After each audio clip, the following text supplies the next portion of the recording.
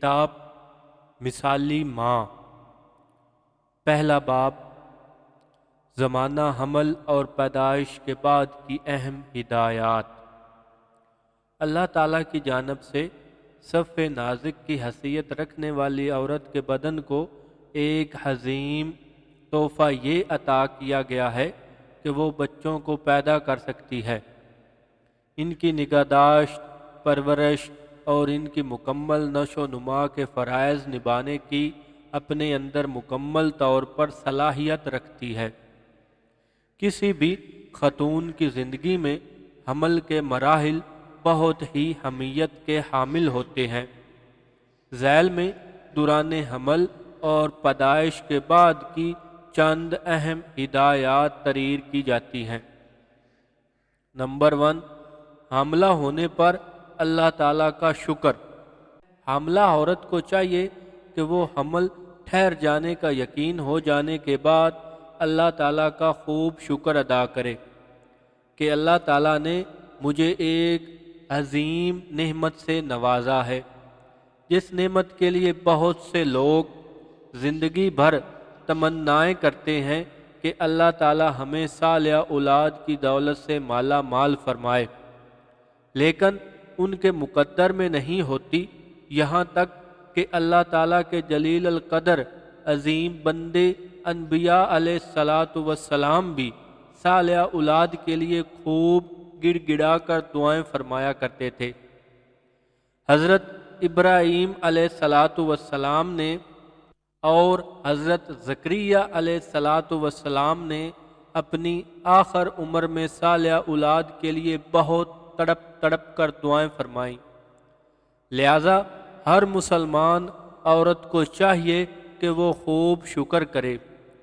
شکر کرنے کے طریقے: ہر وقت زبان پر یہ کلمہ شکر جاری و ساری ہو۔ ترجمہ: یا اللہ، آپ ہی کے لیے تمام تعریفیں ہیں اور آپ ہی کا شکر ہے اور آپ ہی کی طرف تمام امور کا لوٹنا ہے۔ کچھ وقت نکالیں اور 2 رکعت نفل صلاۃ الشکر کی نیت سے پڑھ لیں اور نفل نماز کے سجدوں میں یہ قرآنی دعائیں مانگیں۔ ترجمہ: یا رب، مجھے خاص اپنے پاس سے پاکیزہ اولاد عطا فرما دے، بے شک تو دعا کا سننے والا ہے۔ یہ دعا بھی مانگے۔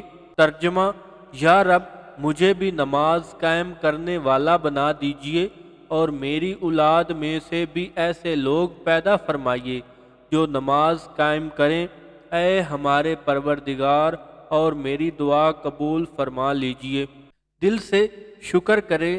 دل کا شکر یہ ہے کہ خوب خوش رہیں اور اپنے آپ کو خوش رکھنے کی کوشش کریں۔ اللہ تعالیٰ کی نعمتوں کو سوچ کر خوشی ہو، پچھلے غموں کو بھلانے کی کوشش کریں۔ ساس بہو کے جھگڑوں اور دیورانی جٹھانی کی ناچاکیوں اور شوہر کی ناپسندیدہ باتوں اور کاموں پر الجھنے کے بجائے خاموش رہیں۔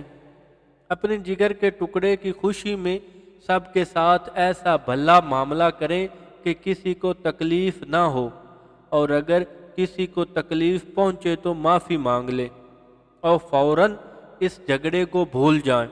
اگر خود جھگڑتی رہیں گی اور بال کی کھال نکالتی رہیں گی تو اس کا اثر بچے پر بھی پڑے گا، اس لیے کہ ماں حمل کے دوران جس حالت کیفیت میں رہتی ہے، یہاں تک کہ جس جذبہ و احساس کے ساتھ رہتی ہے، وہ اس بچے کی طبیعت پر گہرے اثرات اور نہ مٹنے والے احساسات چھوڑتا ہے۔ لہذا ہر وقت مسلمان عورت کو شکر کرنا چاہیے، خصوصاً زمانہ حمل میں، اور اس شکر کے ذریعے اللہ تعالیٰ کی محبت دل میں پیدا کرنی چاہیے، اور یہ سوچنا چاہیے کہ جب اللہ تعالیٰ ہمیں اتنی نعمتوں سے نوازتے ہیں تو ہمیں بھی ان کی خوب عبادت کرنی چاہیے، اور اتنی نعمتیں عطا کرنے والے کی نافرمانی کرنا، مثلاً بغیر شرعی پردے کے گھر سے باہر نکلنا، ٹی وی دیکھنا، موبائل کا صحیح استعمال نہ کرنا، غیبت اور چغلی کرنا وغیرہ۔ عام حالات میں اور خاص طور پر حمل کے زمانے میں ہمیں کسی طور پر زیب نہیں دیتا۔ اللہ پاک تو ہم پر اتنے احسان کرے اور ہم ان کی نافرمانی کریں۔ حاملہ عورت کیا نیت کرے؟ حاملہ عورت کو چاہیے کہ حمل ٹھہرتے ہی یہ نیت کرے، اے اللہ میں اس بچی کو دین کا خادم بناؤں گی، اس کی ایسی تربیت کروں گی کہ یہ عمر بھر دین پر خود بھی عمل کرے اور دنیا بھر میں دین اسلام پھیلائے، ہزاروں کافروں کو اسلام میں داخل کرنے کا ذریعہ بنے، مسلمانوں میں ایمان کی تازہ روح پھونکے اور دین کا سچا خادم بن سکے۔ میں اس کو کلام الہی کے حفظ پر لگاؤں گی تاکہ یہ حفظ کرے اور دنیا اور آخرت کی نعمتوں سے مالا مال ہو جائے۔ نبی کریم صلی اللہ علیہ وآلہ وسلم کا ارشاد ہے کہ جو شخص اپنے بیٹے کو ناظرہ قرآن کریم سکھا دے، اس کے سب اگلے اور پچھلے گناہ معاف ہو جاتے ہیں، اور جو شخص حفظ کرائے اس کو قیامت میں 14ویں رات کے چاند کے مشابہ اٹھایا جائے گا اور اس کے بیٹے سے کہا جائے گا پڑھتا جا اور جنت کے درجوں پر چڑھتا جا۔ جب بیٹا ایک آیت پڑھے گا تو باپ کا ایک درجہ بلند ہو جائے گا، کہ اسی طرح تمام قرآن کریم پورا ہو جائے گا۔ دوسری حدیث میں ہے جس نے قرآن کریم پڑھا، اس کو سیکھا اور اس پر عمل کیا، قیامت کے روز اس کو ایسا تاج پہنایا جائے گا جو نور سے بنا ہوگا، چاند کی طرح چمکتا ہوگا، اس کے والدین کو ایسا لباس پہنایا جائے گا ساری دنیا جس کی قیمت پیش کرنے سے قاصر ہوگی۔ وہ عرض کریں گے بما کسینا، ہمیں کس وجہ سے یہ فضیلت والا لباس پہنایا گیا ہے؟ کہا جائے گا بِأَخْذِ وَلَدِكُمَا الْقُرْآنَ، تمہاری اولاد کے قرآن یاد کرنے کی وجہ سے۔ علم دین کی طلب میں مصروف رکھوں گی تاکہ قرآن کریم کو سمجھ کر پڑھے اور اس کے معنی کو اچھی طرح ذہن میں جمائے، حضور اکرم صلی اللہ علیہ وآلہ وسلم کی احادیث یاد کر سکے اور اس کو صحیح طور پر سمجھ سکے اور آگے پھیلا سکے۔ اس کو بہت ہی محنت سے اچھی طرح عربی سکھاؤں گی تاکہ یہ میرا بچہ، میرے جگر کا ٹکڑا، قرآن کریم کی زبان، حدیث کی زبان، حضور اکرم صلی اللہ علیہ وآلہ وسلم کی زبان، جنت والوں کی زبان سیکھ لے اور اس زبان کے ذریعے اس میں اچھی صفات پیدا ہوں اور لاکھوں انسانوں میں یہ اچھی صفات پھیلانے والا بن جائے۔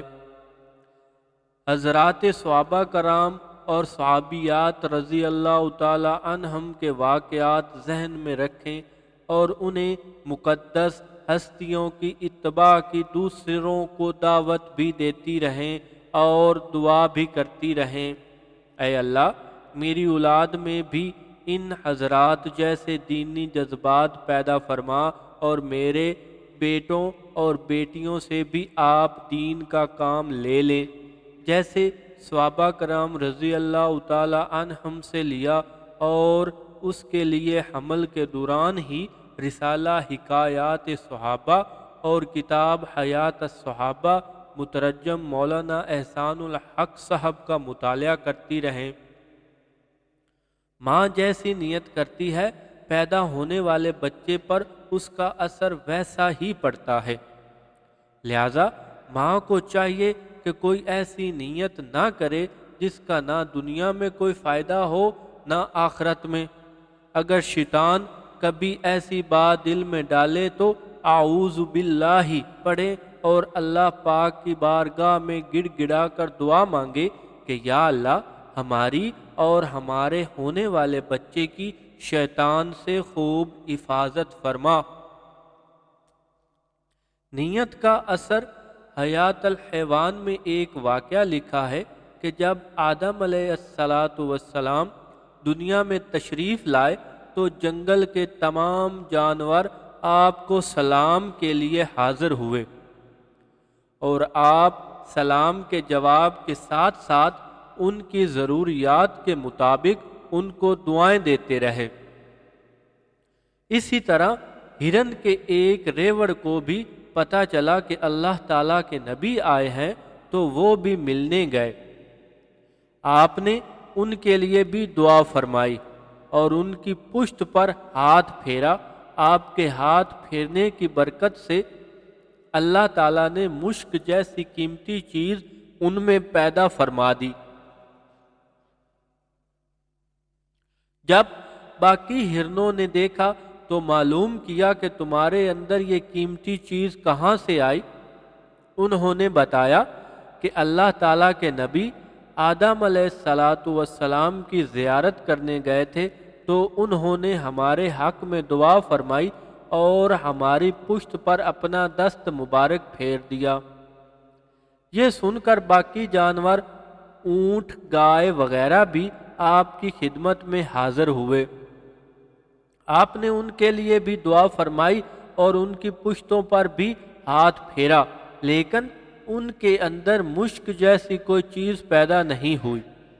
انہوں نے اپنے ساتھیوں سے شکایت کی کہ جو کام تم نے کیا وہی ہم نے کیا اور ہمارے ساتھ بھی وہی معاملہ پیش آیا، لیکن جو چیز تم کو حاصل ہوئی وہ ہم کو حاصل نہیں ہوئی۔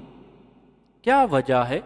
ان کو بتایا گیا کہ تمہارے اس عمل میں مشک لینے کی نیت تھی اور ان کی نیت اللہ تعالیٰ کے نبی سے ملنے کی تھی، اس لیے اللہ تعالیٰ نے ان کو اور ان کی نسلوں کو اس برکت سے نواز دیا اور قیامت تک یہ اس سے مستفید ہوتے رہیں گے۔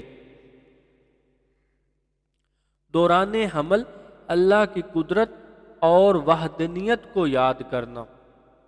مسلمان ماں کو چاہیے کہ ہر لمحہ، ہر مرحلہ میں، ہر معاملہ میں اللہ تعالیٰ کی قدرت اور عظمت کو یاد کرے، اس سے سبق حاصل کرے اور دل سے دعا کرتی رہے کہ اللہ تعالیٰ مسلمان بھائی بہن کے دلوں میں اور خصوصاً میرے اور میری اولاد کے دلوں میں اپنی عظمت اور قدرت کو بٹھا دے۔ ساری مخلوق کے چھوٹا ہونے اور اللہ تعالیٰ کے سب سے بڑا ہونے کا یقین ہمارے دلوں میں بیٹھ جائے۔ خصوصاً حمل کے دوران ماں کو چاہیے کہ یہ سوچے، یہ ننھی سی مخلوق جو تیار ہو رہی ہے یہ ایک چھوٹا سا عالم بن رہا ہے۔ اس بے نظیر حسین ترین مخلوق کو جس میں سینکڑوں نازک مشینیں اور بال کے برابر رگیں، خون اور روح پہنچانے کے لیے لگائی گئی ہیں، اور اللہ رب العالمین کی قدرت دیکھیے کہ یہ عام سائنسدانوں کی طرح کسی کھلی جگہ روشنی کی مدد سے نہیں بلکہ 3 اندھیروں میں ایسی جگہ پیدا کی گئی ہے جہاں کسی کی نظر تو کیا فکر کی بھی رسائی نہیں۔ 3 اندھیروں کے اندر اللہ تعالیٰ انسان کو پیدا کرتا ہے، ایک تاریکی پیٹ کی، دوسری رحم کی، تیسری اس جھلی کی جس میں بچہ لپٹا ہوا ہوتا ہے۔ اب ماں یہ سوچے، اس اللہ تعالیٰ کی میں فرما برداری کروں گی، اس کا منادی مؤذن جب حی علی الصلاۃ کی آواز دے گا تو میں فوراً لبیک کہہ کر نماز کی تیاری شروع کر دوں گی، اور سر کے بالوں سے لے کر پاؤں کے ناخن تک اپنا جسم کسی نامحرم کے سامنے کسی حال میں بھی نہیں کھولوں گی۔ اگر مجبوری کی صورت میں باہر جانا ہوا تو شرعی پردہ کر کے برقع پہن کر جاؤں گی۔ ماں کے رحم میں بننے والے بچے کے بارے میں کوئی شخص یہ تصور نہیں کر سکتا کہ اس اندھیری کوٹھڑی میں ایک انسان تیار ہو رہا ہے جو کل کو عالم، مفتی اور دائی ہوگا، عقل و دانائی، صنعت و حرفت کے مار کے سر کرے گا۔ دوران حمل ان چیزوں کا خیال رکھنا۔ حاملہ عورت کو یاد رکھنا چاہیے کہ اب وہ ایک نہیں رہی بلکہ اس کے جسم میں ایک بچہ پرورش پا رہا ہے۔ اس کی تھوڑی سی احتیاط سے یہ بچہ صحت مند، خوبصورت، ہوشیار، سمجھدار، نیک اور دیندار بن سکتا ہے۔ تھوڑی سی غفلت لاپرواہی سے کمزور، لاغر، بیمار اور بے وقوف بھی بن سکتا ہے۔ اس لیے اب حاملہ ہونے کے ساتھ ہی زندگی پہلے کی طرح نہیں ہونی چاہیے۔ ہر لمحہ احتیاط فکر سے گزارنا ہوگا، جس میں اپنی اور بچے کی سلامتی عافیت کا خیال شامل حال ہے۔ حاملہ عورت ان باتوں کا خیال رکھے، کوشش اور دعا کرے کہ پاکیزہ حلال رزق اس کے پیٹ میں جائے۔ شوہر، والد یا بھائی کے ذریعے اس کا رزق آتا ہے، ان کے لیے بھی دعا مانگتی رہے کہ اے اللہ میرے شوہر، میرے والد، میرے بھائی کو حلال پاکیزہ کمانے کی توفیق عطا فرما۔ حضور صلی اللہ علیہ وآلہ وسلم فرماتے ہیں کہ حضرت جبریل علیہ السلام جب بھی تشریف لائے مجھے 2 دعائیں مانگنے کا حکم دیا۔ اے اللہ مجھے رزق حلال دے اور مجھے اچھے عمل میں لگائے رکھ۔ کھانا احتیاط کے ساتھ کھائیے، خوب چبا چبا کر ایک ایک لقمہ کھائیں، بہت زیادہ پیٹ بھر کر نہ کھائیں۔ ایسی غذائیں جن سے قبض ہونے کا احتمال ہو بالکل نہ کھائیں۔ کھانے میں تازہ سبزیاں جو صاف ستھری ہوں دھو کر استعمال کریں، جیسے سلاد، ککڑی، کھیرے وغیرہ۔ دودھ اور دہی کا کثرت سے استعمال رکھیں، جس قدر اپنی طبیعت کے موافق ہضم ہو سکتا ہے دودھ پیتی رہیں۔ دودھ ایسی مبارک غذا ہے کہ اس کے لیے ہمارے پیارے حضور صلی اللہ علیہ وآلہ وسلم نے فرمایا، ترجمہ: دودھ کے سوا کوئی چیز ایسی نہیں جو کھانے اور پینے دونوں کا کام دے سکے۔ نبی کریم صلی اللہ علیہ وآلہ وسلم نے فرمایا، جب تم میں سے کسی کو دودھ پینے کو ملے تو وہ یوں کہے، یعنی یہ دعا مانگے، ترجمہ: اے اللہ ہمیں ہمارے اس دودھ میں برکت عطا فرما اور ہم کو اس سے زیادہ پینے کو دے۔ دودھ پیتے وقت یہ دعا نہیں مانگی گئی کہ اس سے بہتر غذا عطا فرما، کیونکہ اس سے بہتر غذا کوئی نہیں ہے، اس لیے اس میں برکت اور زیادتی کی دعا مانگی گئی ہے۔ آپ صلی اللہ علیہ وآلہ وسلم نے غذاؤں کے کھانے کے لیے یہ دعا تعلیم فرمائی ہے، ترجمہ: اے اللہ ہمیں ہمارے اس کھانے میں برکت عطا فرما اور ہم کو اس سے بھی اچھا کھانے کو دے۔ دودھ ایسی مبارک غذا ہے کہ اس سے بہتر اور غذا نہیں ہو سکتی، یعنی دودھ کے متعلق یہ نہیں کہا جا سکتا کہ مشروبات میں اس سے بہتر کوئی چیز ہو سکتی ہے، کیونکہ دودھ پیاس بجھانے کے لیے پانی کا کام کرتا ہے اور بھوک مٹانے کے لیے کھانے کا بھی کام کرتا ہے۔ لہذا حاملہ عورت دودھ کا کثرت سے استعمال رکھے، اس لیے کہ انسانی جسم کو جتنے وٹامن، پروٹین اور طاقت کی ضرورت ہے وہ اللہ تعالیٰ نے اس میں رکھے ہیں۔ اگر خالص دودھ پینے میں کوئی عذر ہو تو اس کو مختلف شکلوں میں بدل کر پی لیں، مثلا لسی بنا کر، دہی بنا کر، کسٹرڈ بنا کر اور کھیر وغیرہ بنا کر اس کا استعمال کریں۔ یہ عورت کے لیے اور بچے کے لیے بھی مفید ہے۔ ایسی غذاؤں اور مشروبات سے بچی رہیں جن سے معدہ خراب ہوتا ہے، اس لیے کہ ماں کا نظام ہضم خراب ہونے کی وجہ سے بچے کی صحت پر بھی برا اثر پڑتا ہے۔ کوشش کریں کہ حمل کے دوران کوئی دوا نہ لیں، خصوصاً سر درد اور جسم درد وغیرہ کی۔ اگر بہت ہی مجبور ہوں تو کسی ماہر طبیبہ یا لیڈی ڈاکٹر سے مشورہ کر کے دوا استعمال کریں، اور اپنی معالجہ لیڈی ڈاکٹر کو بھی بتا دیں کہ میں امید سے ہوں، ایسا نہ ہو کہ وہ ایسی دوا دے دے جو حاملہ کے لیے نقصان دہ ہو۔ اسی طرح بعض دواؤں پر لکھا ہوتا ہے کہ یہ دوا حاملہ عورت استعمال نہیں کر سکتی، اس لیے اگر مجبوری میں کوئی دوا پینی ہو تو اچھی طرح چھان بین کر کے دوا استعمال کریں۔ اسکرین کا سامنا کرنے سے حتی الامکان بچیں، جیسے کمپیوٹر کی اسکرین، موبائل کی اسکرین، ٹی وی وغیرہ۔ اسی طرح بہت دیر تک نہ جاگیں، کم از کم 8 گھنٹے تو اطمینان سے سونے کی کوشش کریں۔ اس سے دماغی تھکاوٹ اور اعصابی کمزوری دور ہوگی اور پورے جسم اور دماغ کو راحت ملے گی، جس سے بچے پر بھی بہت ہی اچھا اثر پڑے گا اور بچہ جننے میں بھی سہولت ہوگی۔ واللہ اعلم۔ اپنی معالجہ سے مشورہ کر کے وزنی چیزوں کو اٹھانے سے بچنا چاہیے۔ معالجہ کے مشوروں اور ہدایت پر اہتمام سے عمل کرنا چاہیے۔ اگر ایک معالجہ سے اطمینان نہ ہو تو دوسری کا انتخاب کر لیا جائے۔ زمانہ حمل میں ماں کا خوش رہنا۔ ماں کو چاہیے اپنے آنے والے بچے یا دودھ پیتے بچے پر کامل توجہ صرف کرنے کے لیے پوری طرح فرصت اور خوشی سے رہے اور اپنے جسم، عقل اور اپنی عادات و اطوار کو اس طرح قابو میں رکھے کہ ابتدا ہی سے ان بچوں میں اعلیٰ اخلاق اور نیک کردار کا بیج بویا جا سکے۔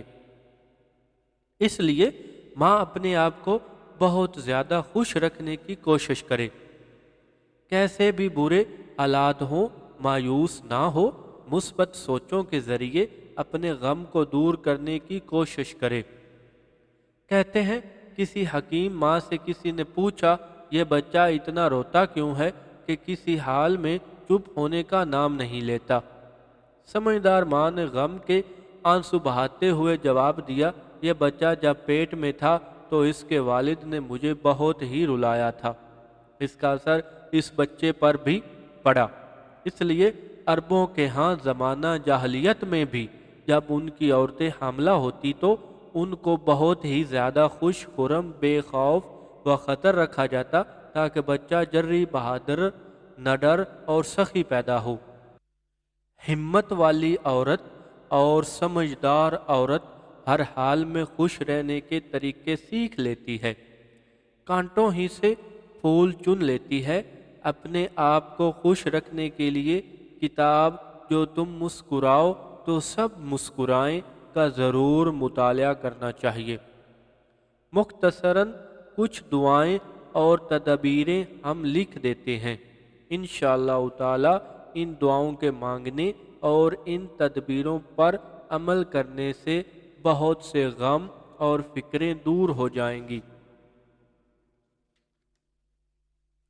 غم اور پریشانیاں دور کرنے کی دعائیں۔ ترجمہ: اے اللہ، میں خود تیرا بندہ ہوں اور تیرے بندہ کا بیٹا ہوں اور تیری لونڈی کی اولاد ہوں۔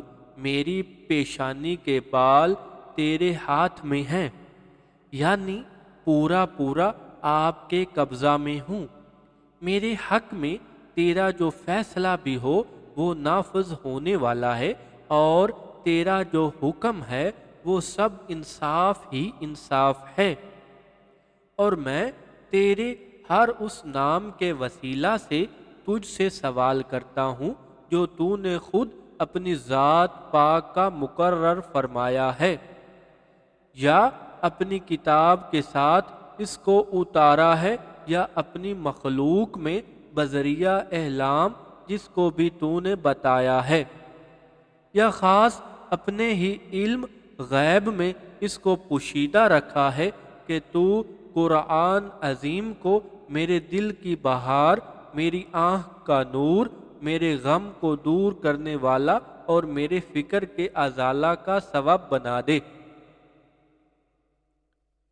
حضرت اسمہ بنت امیس رضی اللہ تعالی عنہا فرماتی ہیں کہ ایک موقع پر حضور صلی اللہ علیہ وآلہ وسلم نے مجھ سے کہا، کیا میں تمہیں ایسے کلمات نہ سکھاؤں جو تم رنج و الم کے وقت پڑھا کرو؟ وہ کلمات یہ ہیں۔ ترجمہ: اللہ تعالیٰ ہی میرے رب ہیں، میں ان کے ساتھ کسی کو شریک نہیں ٹھہراتا۔ ترجمہ: اللہ تعالیٰ کے سوا کوئی معبود نہیں، وہ عظیم اور بردبار ہے۔ اللہ تعالیٰ کے سوا کوئی معبود نہیں، وہ عرش عظیم کا رب ہے۔ اللہ تعالیٰ کے سوا کوئی معبود نہیں، وہ آسمانوں، زمین اور عرش کریم کا رب ہے۔ انشاءاللہ تعالی اس دعا کی برکت سے اللہ تعالی ہر قسم کی پریشانیوں سے نجات عطا فرمائیں گے۔ ایک اور دعا کا ترجمہ: اے اللہ، میں تیری پناہ لیتا ہوں فکر سے، غم سے، اور تیری پناہ لیتا ہوں عاجز ہونے سے اور کاہلی سے، اور تیری پناہ لیتا ہوں بزدلی سے اور بخل سے، اور تیری پناہ لیتا ہوں قرض کے دباؤ سے اور لوگوں کے جور و ستم سے۔ غم دور کرنے کی تدابیریں: اللہ تعالیٰ کی نعمتوں کو سوچنا۔ اللہ تعالیٰ کی نعمتوں کو سوچیں اور ایک ایک نعمت کا ذکر کر کے خود کو یاد دلوائیں کہ اللہ تعالیٰ کا کتنا احسان ہے۔ اللہ تعالیٰ نے بغیر استحقاق کہ مجھے یہ نعمتیں عطا فرمائیں۔ مثلا کسی حکیم شخص کے پاس کسی نے اپنے فقیر ہونے کی شکایت کی۔ اس حکیم نے اس سے پوچھا، کوئی تم سے ایک آنکھ لے لے اور 10,000 روپے دے دے، کیا تمہیں یہ سودا منظور ہے؟ اس نے کہا نہیں۔ پھر پوچھا، دونوں آنکھوں کے بدلے میں 20,000 لوگے؟ فقیر نے کہا نہیں۔ پھر پوچھا، ایک ہاتھ 10,000 کے بدلے؟ فقیر نے کہا نہیں۔ اس حکیم نے ایک ایک عضو کو گنوا کر اس کو سمجھایا کہ تو لاکھوں کا مالک ہے، اس پر شکر کر، تو اللہ تعالیٰ اپنے وعدے کے موافق اور دے گا، اور اگر ناشکری کرے گا تو غمگین رہے گا، شکایتیں کرتا پھرے گا، اس طرح تکلیف بھی دور نہ ہوگی اور ناشکری کا عذاب سر پر رہے گا۔ اس فقیر نے توبہ کی اور آئندہ اپنے آپ کو شکر کا عادی بنانے کا وعدہ کر کے اجازت لی اور چلا گیا۔ لہذا مسلمان عورت کو چاہیے ساس، نند اور شوہر پر واہ ویلا کرنے کے بجائے یا اکیلے اکیلے سوچنے کے بجائے اللہ تعالیٰ کی نعمتوں کو سوچے کہ میری ساس میں تو الحمدللہ یہ خوبی ہے، اس لحاظ سے تو الحمدللہ اچھی ہے، ان باتوں میں تو الحمدللہ مجھے کچھ نہیں کہتی، اور جو کبھی ڈانٹ دیتی ہے تو آخر ماں ہے، بڑی عورت ہے، کیا ہوا، ہم برداشت کریں گے، اس کا ہمیں اجر ملے گا۔ اسی طرح خوبیوں کو گن گن کر شکر کیا تو انشاءاللہ تعالی تھوڑے ہی دنوں میں دل خوشیوں سے باغ باغ ہو جائے گا اور غم خود بخود ختم ہو جائیں گے۔ کہتے ہیں کسی بزرگ کے پیٹ میں شدید درد اٹھا، لوگ عیادت کے لیے آئے، کسی نے پوچھا کیا حال ہے؟ فرمایا الحمدللہ سر ٹھیک ہے، الحمدللہ پاؤں ٹھیک ہیں، الحمدللہ دل دماغ ٹھیک ہے، الحمدللہ آنکھیں ٹھیک ہیں، صرف تھوڑا سا پیٹ میں درد ہے، آپ لوگ دعا کریں، انشاءاللہ تعالی یہ بھی ٹھیک ہو جائے گا۔ یعنی جو ٹھیک ہے ان کو اتنا یاد کیا جائے کہ بیمار عضو کو بھول ہی جائیں۔ ماہرین نفسیات کا کہنا ہے کہ یہ بہت ہی اچھا علاج ہے جس سے انسان اپنی ہر بیماری مصیبت کو ہلکا اور کم کر سکتا ہے، کیونکہ احساس بہت حمیت کا حامل ہوتا ہے۔ انسان خود کو جتنا اچھا خیال کرے گا اور جو نعمتیں میسر ہیں ان کو سوچے گا تو جو کچھ غم موجود ہیں وہ بھی بہت ہلکا ہو جائے گا۔ لہذا آپ سے بھی کوئی حال پوچھے اور آپ پر کوئی غم فکر طاری ہو یا کسی ناگوار واقعے کی یاد آ جائے تو جو نعمتیں ہیں ان کو یاد کیجئے، میں الحمدللہ خود صحیح سالم ہوں، الحمدللہ والدین صحیح سالم ہیں، الحمدللہ پہلی بیٹی تندرست ہے، الحمدللہ الحمدللہ الحمدللہ۔ اتنا کہیے کہ شوگر کرتے کرتے آپ کی زبان شہد سے بھی زیادہ میٹھی ہو جائے۔ ایک مثال بہت کام کی بات کسی نے بیان کی کہ میرے پاس جوتا نہیں تھا۔ گھر سے باہر جوتا لینے نکلی، ایک عورت کو دیکھا کہ اس کے پاؤں ہی نہیں تھے، تو بہت زیادہ شکر کرتے ہوئے واپس لوٹی۔ الہی، آپ نے مجھے جوتے نہیں دیے لیکن پاؤں تو دیے ہیں، آپ کا بہت ہی احسان ہے۔ لہذا ان چیزوں کو خوب سوچیں، انشاءاللہ تعالی دل چند ہی دنوں میں خوشیوں سے باغ باغ ہو جائے گا اور نئے آنے والے بچے کی زندگی میں چار چاند لگ جائیں گے۔ یاد رکھیے، دنیا خوشیوں کی جگہ نہیں، یہ اصل تو غم کی جگہ ہے۔ یہاں اگر کوئی خوشی حاصل ہو جائے تو یہ سوچنا چاہیے، الہی تیرا شکر ہے، غم نہیں آیا، خوشی آئی ہے۔ لہذا دنیا میں تو غم پریشانیاں آئیں گی، اب سمجھدار عورت وہ ہے جو ان غموں پریشانیوں میں اپنے آپ کو، اپنے شوہر کو، بچوں کو خوش رکھنے کا گر سیکھ لے، خود بھی مسکرائے اور پورے گھر کو مسکرانے والا بنا دے۔ اصل خوشیاں حاصل کرنے کی جگہ راحت سکون کا ٹھکانہ، نعمتوں اور آسائشوں کا مسکن جنت ہے۔ وہاں جا کر انشاءاللہ تعالی سب نعمتیں میسر آئیں گی، یہاں تو چلتے ہوئے مسافر کی طرح گزارا کرنا ہے۔ اگر پلیٹ فارم یا ایئرپورٹ پر بہت زیادہ اچھی چائے نہ ملے تو شکایت نہیں کی جاتی، صبر کر لیا جاتا ہے کہ سفر ہے۔ اس طرح دنیا کی نعمتوں میں کمی کی کسی سمجھدار مسلمان ماں کو شکایت نہیں کرنی چاہیے۔ اپنی آنکھوں کے مبارک آنسو ساس نند پر نہیں بہانے چاہیے، شوہر کی سختیوں پر یہ آنسو نہیں ضائع کرنے چاہیے، بلکہ یہ مبارک آنسو تو تہجد میں اٹھ کر اپنے آقا مالک کے سامنے بہانے چاہیے۔ اپنے گناہوں پر روتے ہوئے اپنی مسلمان بہنوں، عالم بھر کے مسلمان مرد عورتوں کے لیے دعائیں مانگنی چاہیے۔ دنیا میں جتنے کافر ہیں ان کی ہدایت کے لیے دعا مانگنی چاہیے تاکہ اللہ تعالیٰ ان کو ایمان کی توفیق عطا فرمائے۔ اللہ تعالیٰ سب مسلمان بہنوں کو، خصوصاً ہر نئی ماں بننے والی کو، ان صفات کے اپنانے اور دوسری مسلمان بہنوں کو ان پر لانے کی توفیق عطا فرمائے، آمین۔ جنت کو سوچنا۔ دنیا کے ہر غم پریشانی کو دور کرنے کے لیے ایک آسان اور نہایت ہی مجرب اور بہت ہی جلد پریشانیوں کو دور کرنے والا مبارک نسخہ یہ ہے، ہر غم پریشانی میں یہ سوچئے کہ جب میں اللہ تعالیٰ سے ملوں گی تو اللہ تعالیٰ نے میرے لیے جنت میں یہ رکھا ہے۔ اکیلے بیٹھ کر جنت کی زمین کو سوچئے، جنت کے باغات اور اس کی نہروں کو سوچئے، من چاہی زندگی کا تصور کریں کہ جو چاہوں گی وہاں مل جائے گا۔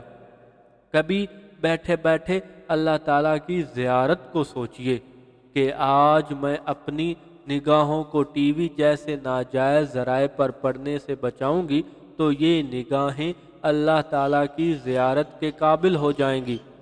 آج میں اپنے کانوں کو گانے بجانے کی آوازوں سے بچاؤں گی تو کل جنت میں اللہ تعالیٰ کی خوبصورت آواز میں اس کا کلام سننے کو ملے گا، کتنا مزہ آئے گا۔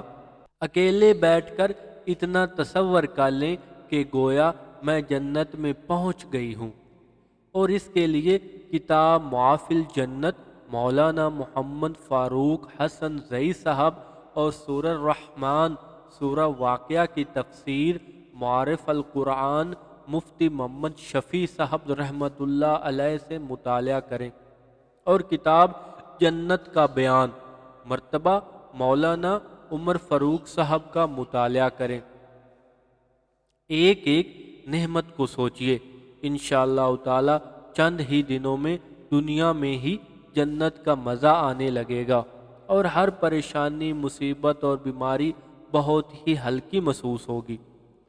ہر بیماری اور مصیبت میں جب یہ سوچ سامنے ہو کہ مجھے اس پر ثواب ملے گا، اللہ تعالیٰ اس صبر سے خوشی ہوگی اور میری دعائیں زیادہ سے زیادہ قبول ہوں گی، تو میں اپنے لیے اور ساری دنیا کی مسلمان بہنوں کے لیے دعا مانگوں گی۔ یہ سوچ انشاءاللہ تعالی ہر کانٹے دار میدان کو باغ اور ہر آگ کو گلزار خلیل بنا دے گی۔ مسکراہٹ اپنانا، اپنے غموں کو دور کرنے اور خود کو اور بچوں اور شوہر کو خوش رکھنے کا آسان نسخہ یہ ہے کہ ایک کے ساتھ مسکراتے ہوئے پیش آئیں۔ کہتے ہیں مسکراہٹ محبت کا دروازہ کھول دیتی ہے۔ روح کا رشتہ ذہن سے، ذہن کا دماغ سے اور دماغ کا دل سے ہوتا ہے۔ عورت وہی خوبصورت ہوتی ہے جو شوہر اور بچوں کے لیے خوشیاں بکھیرنے اور ان کی دل لگی کا باعث ہو۔ آپ خود اس کو آزما لیجئے۔ آپ کسی بہن کے ہنستے ہوئے چہرے کو دیکھیے تو خود بخود آپ کے چہرے پر مسکراہٹ بکھر جائے گی۔ اس کے ہنستے ہوئے چہرے کو دیکھ کر، اس کو شگفتہ باتیں سن کر آپ کے دل میں خوشی اور مسرت کا احساس جاگے گا۔ آپ اس کے قریب رہنا پسند کریں گے۔ اس کے برعکس ایک ایسا چہرہ جس پر مسکراہٹ کا دور دور تک نشان نہ ہو، بات کرنے کا ایسا انداز جو اس کے چہرے پر آڑی ترچھی لکیریں چھوڑ جائے، ماتھے پر شکن ہو، ناک سکڑی ہوئی ہو، بات کرتے ہوئے ہونٹ عجیب انداز سے کھلے، بچے نے کوئی غلطی کر دی تو اس کو ایسا ڈانٹا کہ ڈانٹ سے پڑوسی تک اٹھ جائیں، تو آپ کو بہت ہی ناگوار قسم کا احساس ہوگا اور جلد ہی آپ اس سے اکتا جائیں گی اور اس سے دور رہنے کی کوشش کریں گی۔ ایک فرانسی ادیب نے لکھا ہے، دل سب سے زیادہ اس وقت خوش ہوتا ہے جب کوئی ہنستا مسکراتا شخص تمہارے قریب بیٹھا ہو۔ آج سے چند سو سال پہلے کی ایک کتاب کے ذریعے یہ مقولہ ہم تک پہنچا ہے کہ دل کی شادمانی اور خوشی عمدہ دوا کی طرح نفع پہنچاتی ہے۔ ڈاکٹر بیوف لینڈ کہتے ہیں، ہنسنا مسکرانا ایک بہت ہی صحت افزا ورزش ہے اور غذا کو ہضم کرنے میں مدد دینے والی چیز ہے۔ اگر آپ عقل مند ہیں تو خوب مسکرایا کریں۔ آپ کی گود میں اللہ تعالیٰ نے کوئی نوحال دیا ہے، کوئی معصوم کھلونا، کوئی چہچاتی ہوئی مینا، کوئی بولتا ہوا طوطا دیا ہے، تو اس کے سامنے بھی مسکراتے ہوئے آئیں۔ اس کی غلطیوں کوتاہیوں پر مسکراتے ہوئے پیار سے سمجھائیں۔ گھر میں آنے والی مہمان عورت کا مسکراتے ہوئے چہرے کے ساتھ استقبال کیجیے۔ ساس نند سے مسکراتے ہوئے باتیں کیجیے۔ شوہر کے سامنے مسکراتے ہوئے چہرے کے ساتھ آئیں۔ ہونٹوں کی مسکراہٹ کے ساتھ آنکھوں کی بھی مسکراہٹ پیش کیجیے۔ چند ہی دنوں میں انشاءاللہ تعالی آپ کا گھر خوشیوں کا گہوارہ، چین سکون کا ٹھکانہ، ڈھیروں بھری رحمتوں برکتوں کا شانہ بن جائے گا۔ ایسا گھر جس سے نیک اولاد امت مسلمہ کے لیے قائد دین کی خادم بن کر قوم ملت کے سامنے آئے گی، اور یہ اولاد نہ صرف اپنے ماں باپ کے لیے آنکھوں کی ٹھنڈک بنے گی بلکہ پوری امت مسلمہ کے لیے یہ آنکھوں کا تارا، دلوں کا سکون بنے گی۔ اللہ تعالیٰ مسلمانوں کے ہر گھر کو ایسا مبارک گھر بنائے، آمین۔ حمل کے دوران نیکیاں زیادہ کرنا، یہ طے شدہ حقیقت ہے، ماں جس حال میں رہتی ہے اس کے اثرات عورت کے دل سے ہو کر حمل کی حالت میں رہنے والے پیٹ کے بچے پر پڑتے ہیں۔ اسی طرح دودھ پیتا بچہ بھی ان اثرات سے محفوظ رہ سکتا ہے۔ اس لیے ماں باپ کو چاہیے کہ 5 وقت کی نماز کا اور خصوصاً فجر کی نماز کا اہتمام کریں، اس لیے کہ جس رات کو حمل ٹھہرتا ہے اور اس کی ہونے والی صبح میں فجر کی نماز دونوں نے پڑھی اور آخر تک اہتمام کیا تو انشاءاللہ تعالی آنے والی اولاد ماں باپ کی بھی فرما بردار ہوگی اور اللہ تعالیٰ کی بھی فرما بردار ہوگی۔ اور جو ماں باپ فجر کی نماز قضا کر دیتے ہوں اور اللہ تعالیٰ کی نافرمانی کرتے ہوں، اللہ تعالیٰ کا منادی مؤذن ان کو نماز کے لیے بلائے اور وہ اس کی پکار پر لبیک نہ کہیں تو ڈر ہے کہ ان کی اولاد ان کی نافرمان ہوگی۔ جس طرح یہ اپنے مالک کے نافرمان ہوتے ہیں، اس لیے کوشش تو یہ کرنی چاہیے کہ شادی کے بعد ہی سے دونوں تہجد پڑھ کر صالح اولاد کے لیے دعا مانگے، جو ان کے لیے بھی آنکھوں کی ٹھنڈک بنے اور امت مسلمہ کے لیے بھی فائدہ مند ہو، اور کم از کم یہ نہ ہو تو فجر کی نماز ضرور پڑھیں، شوہر جماعت کے ساتھ مسجد میں جا کر پڑھے، عورت گھر میں نماز کا وقت ہوتے ہی پڑھے۔ لہذا ماں کو چاہیے کہ حمل کے دوران خوب نیکیاں کرے، گناہوں سے بچے اور فرائض و واجبات کے علاوہ سنن و مستحبات کا بھی زیادہ اہتمام کرے۔ اسی طرح اللہ تعالیٰ کا کوئی حکم نہ توڑے اور کوئی چھوٹی سے چھوٹی نافرمانی بھی نہ کرے، اور حضور صلی اللہ علیہ وآلہ وسلم کی کوئی بھی سنت نہ چھوڑے، خلاف سنت کوئی عمل نہ کرے، کیونکہ اس کے اثرات پیدا ہونے والے بچے بلکہ شیر خور بچے پر بھی پڑتے ہیں۔ لہذا ماں اگر اللہ تعالیٰ کے سارے احکام اور رسول اللہ صلی اللہ علیہ وآلہ وسلم کی ساری مبارک سنتوں پر چلنے والی ہوگی تو لازماً بچہ بھی آئندہ زندگی میں اللہ تعالیٰ کو راضی کرنے والے اعمال کرے گا، اور ظاہر ہے کہ اللہ تعالیٰ کے راضی ہونے سے اس کی دنیا کی زندگی اور آخرت کی زندگی سنور جائے گی۔ حمل کے دوران غیبت، جھوٹ سے بچنے کا اہتمام۔ تمام مسلمان عورتوں کو چاہیے کہ ہر حال میں ان 2 بیماریوں سے ایسے ہی بچیں جیسے شیر سانپ سے بچا جاتا ہے۔ غیبت، جھوٹ کا زہر ایسا ہے جو دوسرے نیک اعمال کو بھی خراب کر دیتا ہے۔ اس کا گندا زہر ہر انسان اور اس کے نیک اعمال کے درمیان حائل ہو جاتا ہے۔ اسی طرح جس کی غیبت کی ہے ساری نیکیاں اس کو مل جاتی ہیں۔ جھوٹ تو وہ گناہ ہے جو دوسرے کئی گناہوں کی بنیاد ہے۔ جھوٹے کے بارے میں حضور اکرم صلی اللہ علیہ وآلہ وسلم نے فرمایا، جھوٹ بولنے والا کبھی مومن نہیں ہو سکتا، یعنی ایمان والے سے ممکن ہی نہیں کہ وہ جھوٹ بولے۔ لہذا آپ اپنی آنے والی اولاد کو نیک بنانا چاہتی ہوں تو آپ کو ہر قسم کے گناہ سے بچنا ہوگا، خصوصاً کوئی نماز نہ چھوڑیں۔ 5 وقت کی نماز وقت داخل ہوتے ہی پڑھنے کی کوشش کریں۔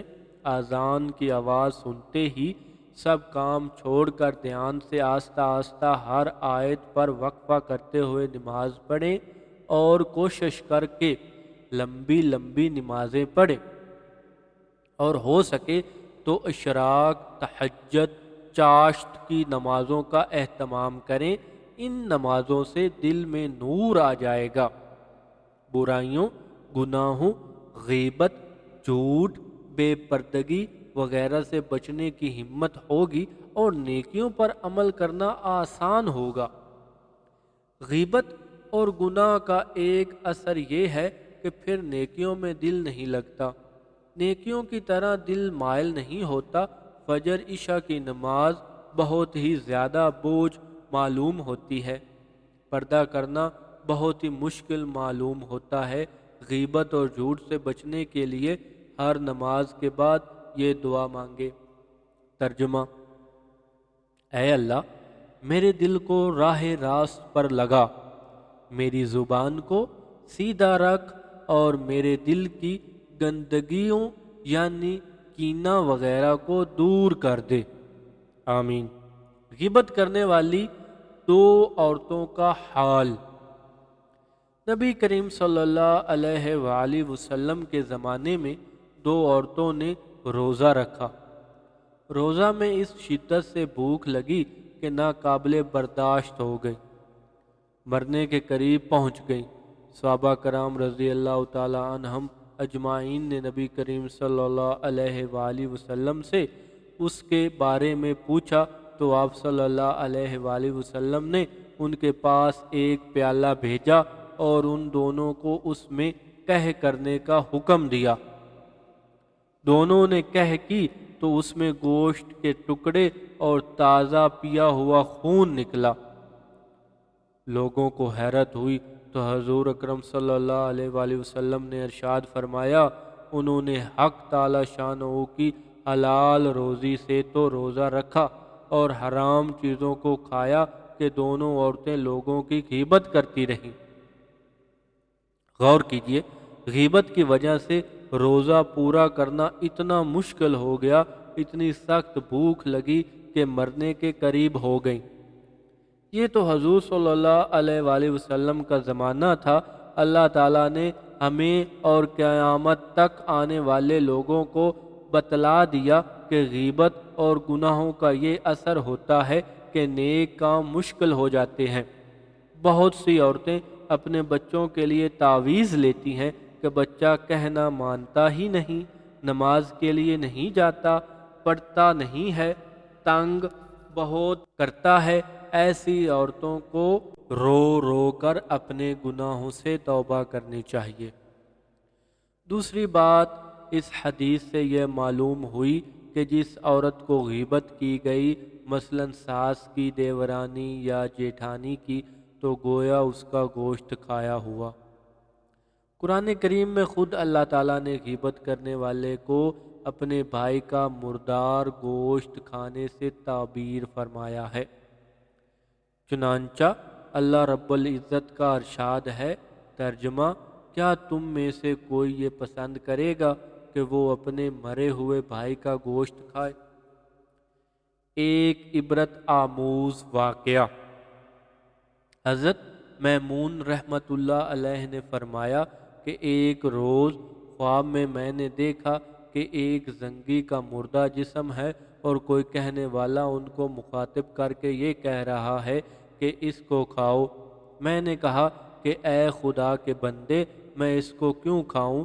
تو اس شخص نے کہا، اس لیے کہ تو نے فلاں شخص کے زنگی غلام کی غیبت کی ہے۔ میں نے کہا کہ خدا کی قسم، میں نے تو اس کے متعلق کوئی اچھی بری بات کی ہی نہیں۔ تو اس شخص نے کہا کہ ہاں، لیکن تو نے اس کی غیبت سنی تو ہے اور تو اس پر راضی رہا۔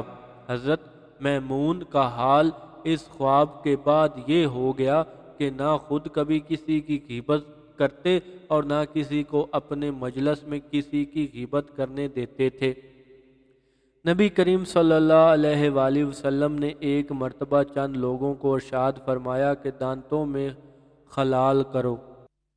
انہوں نے عرض کیا، ہم نے تو آج گوشت چکھا بھی نہیں۔ حضور اکرم صلی اللہ علیہ وآلہ وسلم نے فرمایا، فلاں شخص کا گوشت تمہارے دانتوں کو لگ رہا ہے۔ معلوم ہوا کہ ان کی غیبت کی تھی۔ اللہ تعالیٰ اپنی حفاظت میں رکھے کہ ہم لوگ اس سے بہت ہی غافل ہیں۔ جب بھی کوئی عورت غیبت کرنے لگے یا خود کا دل چاہے تو ایک منٹ کے لیے سوچ لے، میرا بھائی یا بہن جس کا انتقال ہو چکا ہو، اگر میں اس کا کفن پھاڑ کر اس کا گوشت کھاؤں تو یہ کتنا برا ہے۔ اسی طرح کسی کی غیبت کرنا بھی اتنا ہی برا ہے، تو ایسا برا کام کرنے کا کیا فائدہ؟ جس کی غیبت کروں گی میرے نیک اعمال اس کے پاس چلے جائیں گے۔ تو اگر مجھے اس سے اچھی ہی محبت ہے، چلو تلاوت کر کے اور نوافل پڑھ کر اس کو ثواب پہنچاتی رہوں تاکہ مجھے بھی کچھ فائدہ حاصل ہو، ورنہ کم از کم میرے اعمال تو برباد نہ ہوں۔ غیبت سے یہ فائدہ تو ہوگا نہیں کہ ساس جٹھانی کا ظلم کم ہو جائے گا، بلکہ اللہ تعالیٰ سے تعلق ضرور کم ہو جائے گا، تو ایک سزا کے بجائے 2 سزائیں بھگتنی پڑیں گی۔ غیبت سے بچنے کی ایک آسان ترکیب یہ ہے کہ کسی بھی شخص کا کسی قسم کا تذکرہ نہ کیا جائے، اچھا نہ برا، اس لیے کہ اگر اچھائی بیان کی جائے تب بھی برائی کی کوئی بات شیطان زبان پر نکلوا ہی دیتا ہے، اور انسان غیبت کے گناہ سے آلودہ ہو جاتا ہے، بجائے اس کے کہ کچھ اور بات کی جائے۔ مثلا اپنے گھر کے کام کاج کی بات کر دی، کوئی گھر میں کام آنے والا ہنر سیکھا سکھایا، دین کی بات خود پڑھی سنی اور دوسروں کو بتائی، اس سے انشاءاللہ تعالی اللہ تعالیٰ کے یہاں اجر بھی ملے گا اور غیبت کے گناہ سے بھی حفاظت رہے گی۔ اور اگر کوئی عورت غیبت کر رہی ہے تو کوشش کر کے وہاں سے فوراً اٹھ جائیں، یا کسی بہانے سے بات کو بدلنے کی کوشش کریں اور بات کا رخ کہیں اور لے جائیں۔ مثلا آج کل اللہ تعالیٰ کے حکم سے گرمی بہت پڑ رہی ہے، فلانی عورت بیمار تھی، اللہ تعالیٰ کے فضل سے اب ٹھیک ہو گئی، وغیرہ وغیرہ۔ اکثر ماسی گھر پر کام کرنے والی نوکرانیاں یہ غیبتیں کرواتی ہیں، اگر ماسی بات کرے تو فوراً اس کے منہ پر ہاتھ رکھ دیں۔ مثلا اگر وہ یوں کہیں، بھابی آپ کو پتہ ہے شکیلہ بھابی آپ کے متعلق کیا کہہ رہی ہیں، فوراً اسی وقت ڈانٹ دیں کہ بالکل خاموش ہو جا، مجھے یہ بات بتائے گی اور پھر شکیلہ بھابی کو بتائے گی کہ زینب یہ کہہ رہی تھی، اور شکیلہ اس کے لیے کہہ رہی تھی کہ تم زینب کو جا کر بتانا۔ اچھا صبر، میں شکیلہ بھابی کو بھی فون کرتی ہوں کہ ماسی یا فلانی آپ کی طرف سے کچھ سچ یا جھوٹ نقل کرنا چاہتی تھی، میں نے اس کو روک دیا، آئندہ آپ اس سے بچ کر رہنا۔ اسی طرح آپ نے کہہ دیا تو آئندہ ماسی کبھی آپ کے سامنے کسی کی غیبت نہ کرے گی، اور آپ کی بھی کسی کے سامنے کبھی غیبت نہ کرے گی۔ لہذا ہر مسلمان عورت کو چاہیے کہ غیبت سے بچے، خصوصاً زمانہ حمل میں اور بچہ کو دودھ پلاتے وقت۔ تجربہ اس پر شاہد ہے کہ جو عورت حمل کے دوران اور دودھ پلانے کے زمانے میں جتنی نیک ہوگی، اس کی اولاد بھی ایسی ہی نیکیوں کی طرف لپکنے والی، گناہوں سے بچنے والی اور دنیا میں دین کے پیغام کو بلند کرنے والی ہوگی۔ بچہ پیدا ہونے کے بعد کی دعا۔ آپ صلی اللہ علیہ وآلہ وسلم کی والدہ ماجدہ حضرت آمنہ بنت وہب سے روایت ہے کہ جب میرا حمل ٹھہرا تو خواب میں مجھے یہ بشارت دی گئی، تم اس امت کے سردار کے ساتھ حاملہ ہوئی ہو، جب وہ پیدا ہو تو یوں کہنا۔ ترجمہ: میں اس بچے کو ہر حاسد کے شر سے اللہ تعالیٰ کی پناہ میں دیتی ہوں۔ ہر ماں کو چاہیے کہ وہ بچے کے لیے یہ دعا مانگتی رہے۔ بچے کی پیدائش کے بعد بھی شوہر کا خیال رکھنا۔ ایک عقل مند بیوی کو چاہیے کہ بچے کی پیدائش کے بعد شوہر کے حقوق ادا کرنے کا جیسے پہلے اہتمام کرتی تھی اسی طرح کرتی رہے۔